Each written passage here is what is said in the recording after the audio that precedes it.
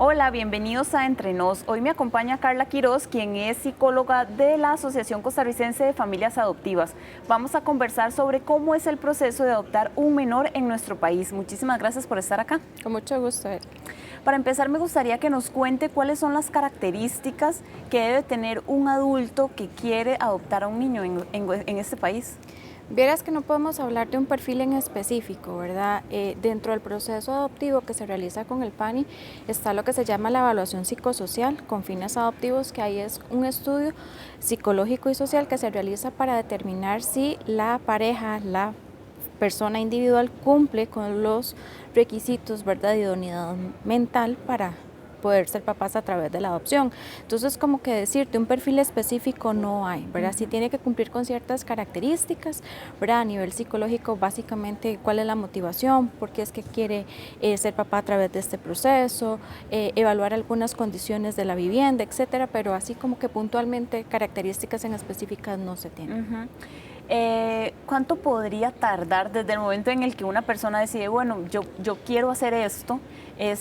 Lo primero sería acercarse al PANI. O sea, ¿cómo es ese proceso? Ok, vamos a ver, acá en Costa Rica hay dos formas para poder realizar una adopción. Está lo que es la adopción directa, que básicamente consiste en como que Erika se da cuenta que yo estoy embarazada, no puedo tener a mi bebé. O no quiero, ¿verdad?, tener a mi bebé, nos ponemos de acuerdo, realizamos todo el procedimiento legal y se entrega al menor a usted de forma independiente, ¿verdad?, individual. Esto es todo un proceso que tienen que llevar las familias y se realizan en los juzgados de familia. Ese tiempo determinado, ¿verdad?, no se tiene porque va a depender de muchas condiciones. Cuando es una adopción por el PANI, también, ¿verdad?, no se tienen tiempos específicos. ¿Por qué? Porque tienen que cumplir con un proceso, una serie de requisitos. Entre esos, esta evaluación que te comentaba anteriormente. Si la realizan con el PANI es un poquitito más lento, pero también las parejas o las personas pueden hacerlo de forma privada. Si lo hacen a nivel privado es más rápido. Entonces, digamos como que si la familia realiza la adopción de nivel privado, las entrevistas psicológicas y sociales se hacen una vez a la semana y se lleva el proceso de una forma muy fluida para formar parte del banco de los elegibles, ¿verdad?, que ya es casi que a la espera de que el PANI me llame para decirme que ya ubico a mi hijo o a mi hija. Se podría estar hablando de unos 2-3 meses. Y a partir de ahí pues ya viene el proceso de la ubicación del menor para esta persona o esta familia. Que esa es la parte más complicada. No sé si a principios de año en Nación publicamos un reportaje que lo hizo el periodista Gustavo Arias, que hablaba de que siempre hay en promedio entre 90 y 140 familias listas y que son idóneas para adoptar a un niño. Pero quizás los ideales de esas familias no son los mismos o no existe un niño, digamos, para esa familia. Se puede elegir, digamos, en el momento en el que yo digo, bueno, yo quiero adoptar a un niño, tengo la posibilidad de llenar un cuestionario, bueno, yo lo quiero así, así, así. Y entre las dificultades que hablaba este reportaje es que los niños que son mayores de 5 años tienen menos posibilidades de ser adoptados. Por eso digo yo que tal vez esa es la parte más difícil de encajar, digamos, una familia con un niño. Muchas veces eso es lo que hace que el proceso se extienda, ¿verdad?, más de lo esperado. ¿Por qué? Porque básicamente el patronato lo que hace es ubicar al niño para la familia y la familia para el niño. No es solamente que, ¿verdad?, buscar a un niño que se ajuste a mis necesidades, claro, a mi perfil, ¿verdad?, van ambas vías. Entonces muchas veces, dependiendo de qué tan exquisito sea el adulto en este perfil, el niño que desea adoptar, pues así se extiende el proceso, porque las estadísticas nos han demostrado que la mayoría prefieren niñas menores de 3 años, ¿verdad? Entonces ahí es donde tal vez lo que voy a decir va a sonar feo, ¿verdad?, o grosero, pero así es la realidad, es menos la oferta con la demanda, ¿verdad? Entonces ahí es donde a veces los procesos se hacen más amplios. Además de eso hay que tomar en cuenta que para que un niño o niña sea dado en adopción, tiene que tener la declaratoria de abandono, y eso es un estudio previo que hace el PANI para investigar si hay algún recurso familiar que pueda asumir al niño para respetar el derecho que ellos tienen de crecer con sus familias biológicas. Sí, también hay un proceso de eso que usted decía, hay un proceso también ya para llevar a los niños a ese nivel, digamos, de que pueden ser adoptados.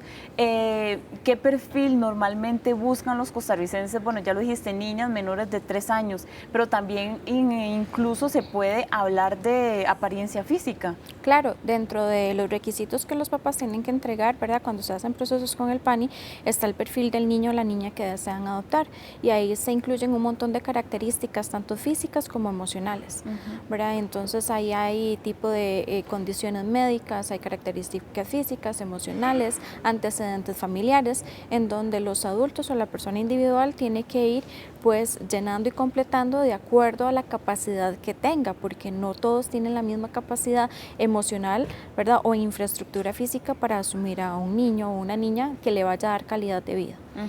Usted que tiene experiencias con familias que están en este proceso o que ya pasaron y que tienen a un menor que lo adoptaron, ¿cuáles son los deseos o digamos la decisión, digamos, las cosas que las llevaron más bien a tomar esa decisión? El gran porcentaje está en familias, ¿verdad? O parejas que biológicamente no pudieron concebir, ¿verdad? Puedo hablar de un 90%. El otro 10% han sido familias, ¿verdad?, que ya tienen hijos biológicos, por edad o por diferentes condiciones no pueden tener otro y pues desean incorporar a su vida otro hijo a través de un proceso adoptivo. Y otras personas, ¿verdad?, pues que sin embargo de la minoría dicen, para mí es indiferente la vida por la cual llega un niño a ser parte de nuestra familia o ser nuestro hijo. Entonces también hay un porcentaje de personas que se inclinan de esa forma.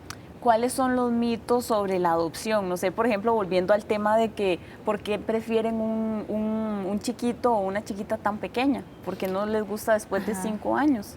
La mayoría es porque les da miedo el proceso, ¿verdad?, de emparentamiento que viven, porque piensan que van a poder amoldarlos, digámoslo entre comillas, ¿verdad?, a su manera, porque entre más pequeñitos, pues dicen socialmente, y un gran mito, que traen menos mañas o menos cosas, ¿verdad? Y eso pues no es tan así, pero normalmente ese es el temor, ¿verdad? Que entre más chiquitito se pueda acoplar a mi familia lo más pronto posible y que el comportamiento no sea tan conflictivo como el que supuestamente pudiera tener un niño ya de 5 años en adelante. ¿Usted ha tenido la oportunidad también de conocer cuáles son más bien las necesidades de los niños, digamos, o de tal vez niños que no son tan pequeños y que también están en adopción? Sí, justamente yo realicé una investigación para conocer cuál era el perfil de papás que desean los niños, y vieras que fue súper interesante porque ellos no se van tanto por características físicas. Claro. Ellos lo único que desean es un papá y una mamá. Y me acuerdo que en esa investigación, cuando yo entrevistaba a los chicos, era una población de 10 a 12 años que ya aquí en Costa Rica básicamente tiene nulas posibilidades de ser adoptados, y además porque tenían muy clara, ¿verdad?, algunas cosas, entonces su verbalización era más fluida, y ellos básicamente eso era lo que me indicaban, ¿verdad?, que querían un papá que les diera las buenas noches, una mamá que les preparara el desayuno.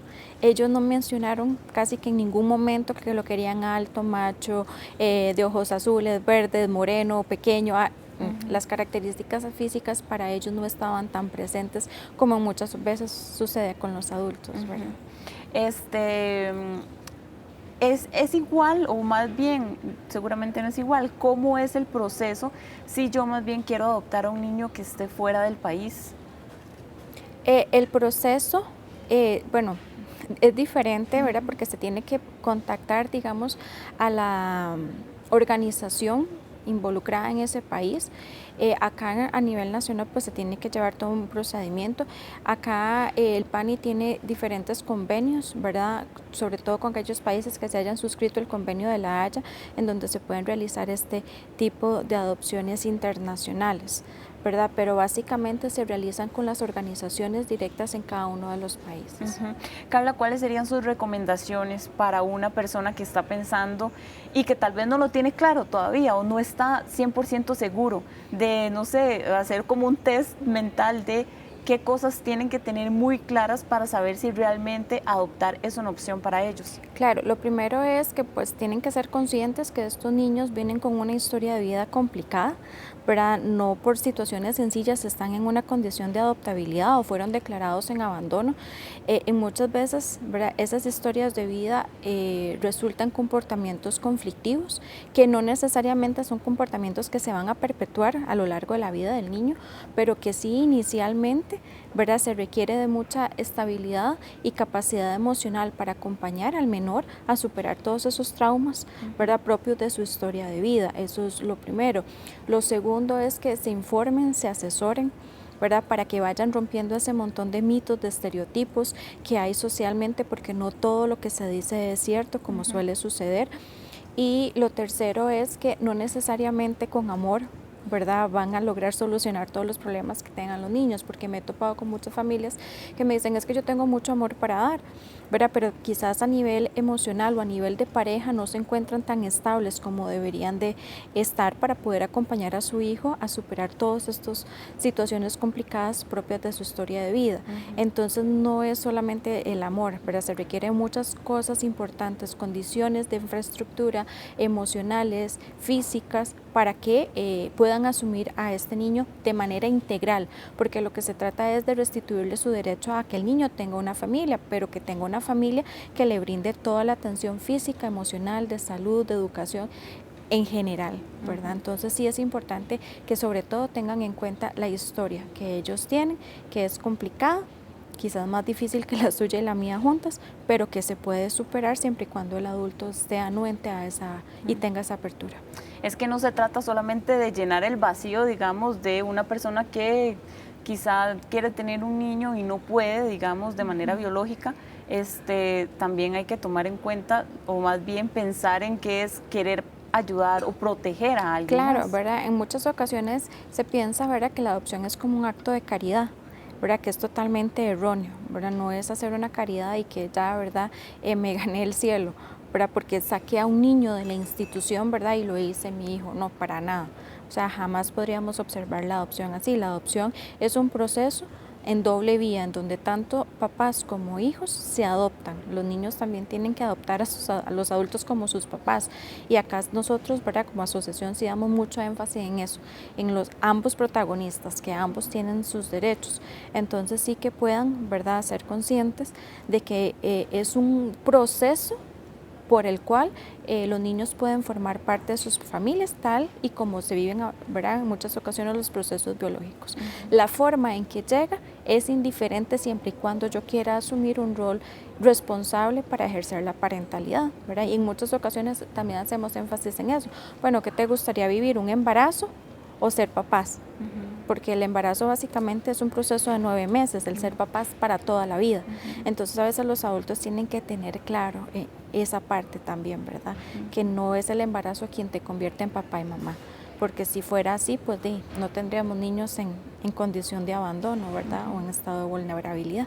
Ok, perfecto. Carla, muchísimas gracias. Con gusto. Muchísimas gracias a ustedes también. Sobre este tema y muchos otros se puede seguir informando en nacion.com.